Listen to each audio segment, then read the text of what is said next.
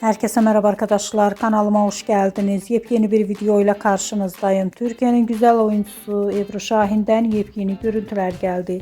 Ebru Şahin'in muhteşem görüntülerini sizler için YouTube kanalımda video halinde sunuyorum. Umarım beğenirsiniz. Arkadaşlar, videomu beğendiyseniz kanalımı izlemeyi ve bildirim butonuna basmayı unutmayın.